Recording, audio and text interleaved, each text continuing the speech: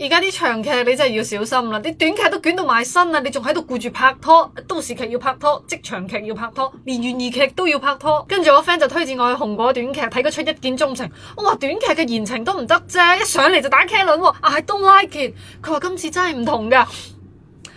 冇錯，我睇咗啦，今次真係唔同。一開頭男主應付催婚呢一段，我真係笑死。我哋廟街跳廣場舞嗰個阿婆啊，都拖住兩個仔。